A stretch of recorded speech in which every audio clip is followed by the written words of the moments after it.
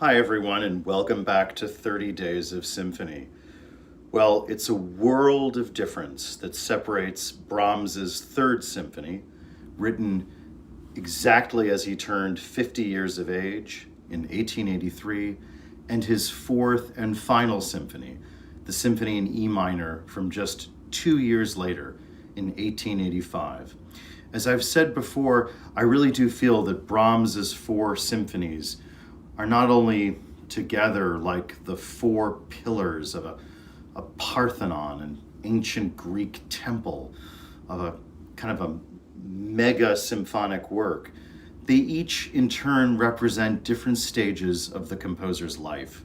If the first symphony, which he waited till the ripe old age of 43 to complete, but one that had been sketched over the previous 20 years, represents all the trials and tribulations of late adolescence and young adulthood.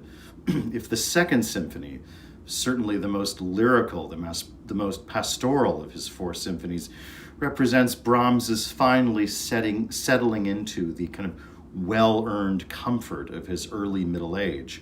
If the third symphony, again written as he turned 50, represents the growing inner turmoils of middle life, if you will, Brahms's midlife crisis of a symphony. It's the fourth symphony that truly represents Brahms as has been remarked before, the lion in winter, Brahms facing later life as artist and man. Now, I know I just said that it was only 2 years of difference between the Symphony number 3 and the Symphony number 4, but if you think about it, this is, as I think it was Igor Stravinsky, that great 20th century composer, who once remarked very slyly, composers are their music. And we've all had friends in our lives whom maybe we don't see them for 2 or 3 years, and we see them maybe for dinner or something, and we remark to our other friends, gosh, I saw so-and-so yesterday, and boy, has he changed. This does happen with people, and in these 2.5 years between the third and fourth symphonies, Brahms goes from being the august, middle-aged establishment figure of German music to being really the grand old man in kind of wonderful ways and not. Brahms now settles into the Brahms that we all know from those famous photographs with the long, stringy, unkempt mane of gray hair, that long white beard, like Rip Van Winkle, it practically went down to his waist, the super portly figure bursting out of the three-piece woolen suit as he would jauntily go for his afternoon walk, or maybe on the way to meet his friends at his favorite pub in Vienna. The most poignant example of this is Brahms in the very last year of his life, in 1897. Brahms would live 12 years more after the premiere of his fourth symphony in 1885, but it was a very poignant moment, a performance in his adopted hometown of Vienna, when now Brahms, who had been devastated by the death of his dearest friend in the world, his great complicated friendship with Clara Schumann, the legendary pianist and widow of his tortured mentor, Robert Schumann, Brahms was now slowly but steadily dying of cancer. And after the performance in 1897, when he had just weeks to live, he was helped into standing from his seat in the hall, the great Musikverein in Vienna, and the entire audience saw this man just weeks away from death.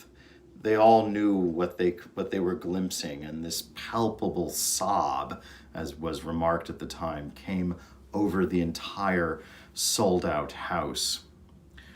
Brahms's symphonies, as I've said, are always a set of signals, and I really do feel that by this time in his life, by the time he wrote the Fourth Symphony, that his persona and his image had become one.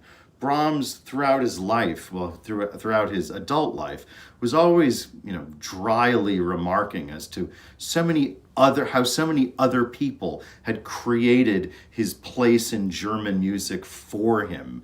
You know, it's not for nothing that, well, not at all to his enjoyment. His first symphony was majestically labeled as Beethoven's 10th.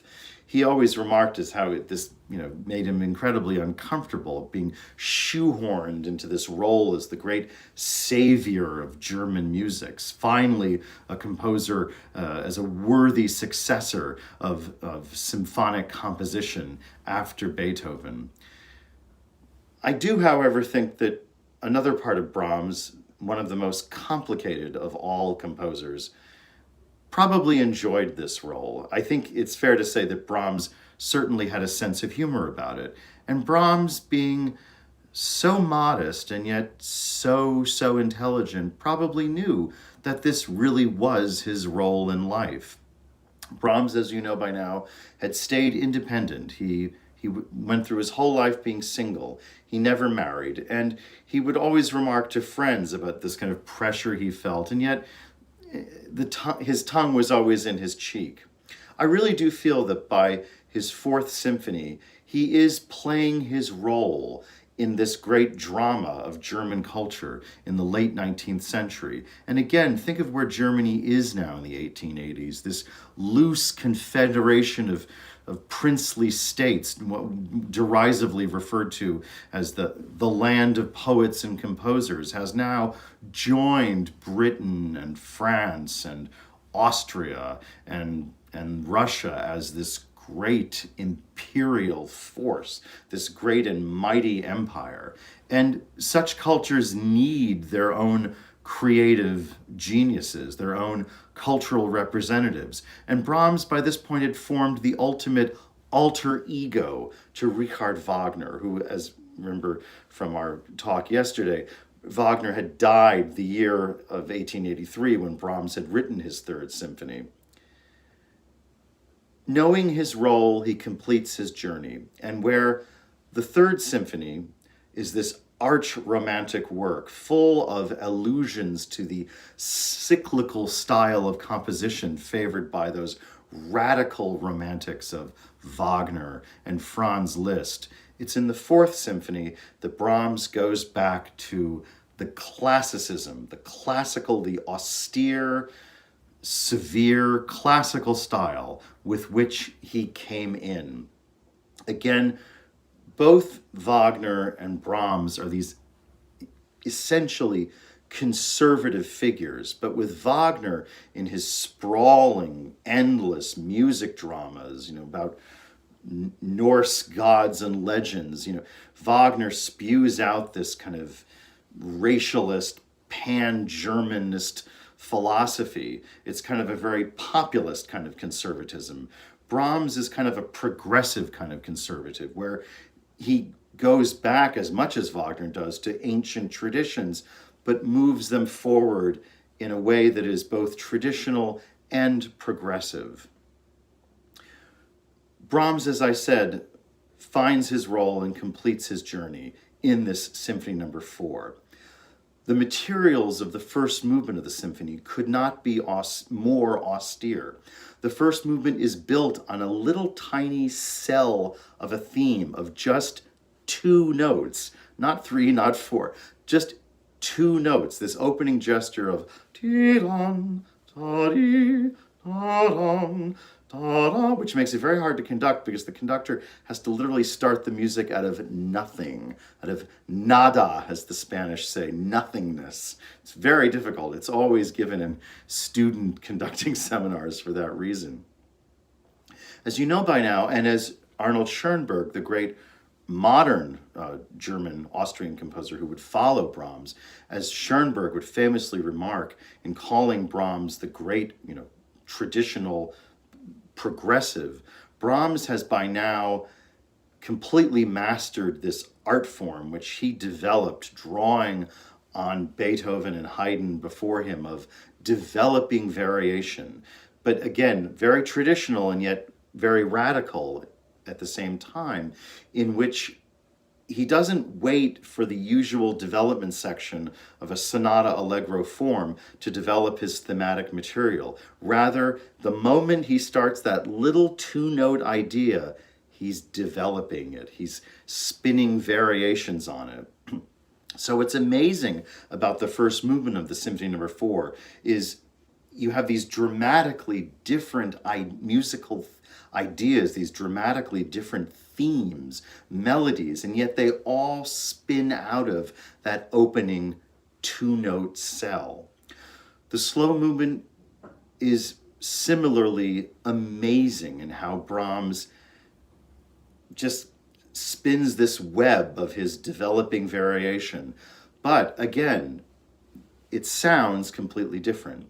The opening idea of the second movement, Brahms once again goes back to this ancient, classical, traditional idea that he's gone back to countless times by now in his career. It's that musical idea of the chorale, the Bach chorale, the Lutheran chorale, and yet at the same time, it's in this Phrygian mode. Remember we talked about the principal theme of the last movement of the previous symphony, the Symphony Number 3, also in one of the ancient modes of Western music. It's the Phrygian mode. It's kind of like a minor key, but it's kind of weirder, more complicated. So once again, it's like he's bringing together this kind of North German Lutheran chorale with the ancient modes of the historic medieval church. He's just bringing it all together.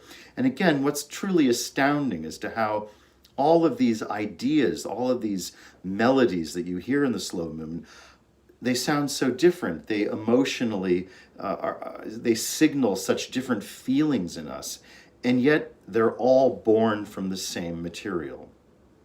The third movement is the scherzo, and I say the word scherzo because Brahms, guess what? He finally gives in. He abandons what for him had become the usual form of a third movement, this slow, ruminative, kind of East Central European dance and kind of a slow three-quarter or duple time. Again, I've given that image of, being in a kind of a country inn and in Bohemia and on a beautiful autumn afternoon and sipping a glass of wine, and Brahms kind of ruminating over lost loves while maybe a little gypsy band plays near the fireplace.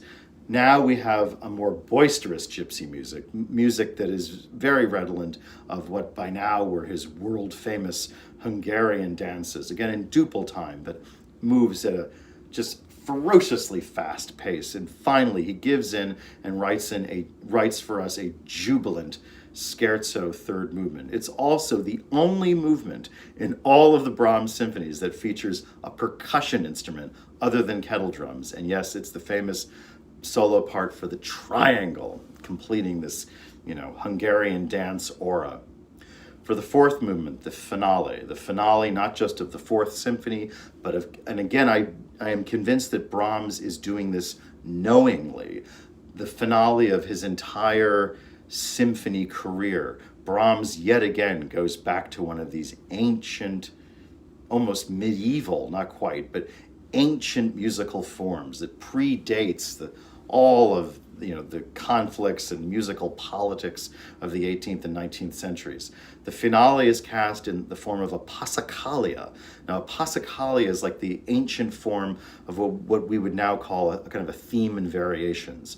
But it's again a very austere form of kind of the bedrock version of that concept, in which you have a constantly moving set of variations, often each one more grandiose than the one before, on a very rudely simple 8-bar theme, just 8 notes that come from the bass line of the ensemble, or in this case, the symphony orchestra. It's for Brahms, again, this kind of North German, again, one of the endless contradictions, Brahms being the ultimate kind of North German professorial small c conservative who then spends his whole life, making his home in Vienna, all that Austrian whipped cream, Brahms gives us this very severe, very kind of J.S. Bach-like 8-bar chorale on which he builds this extraordinary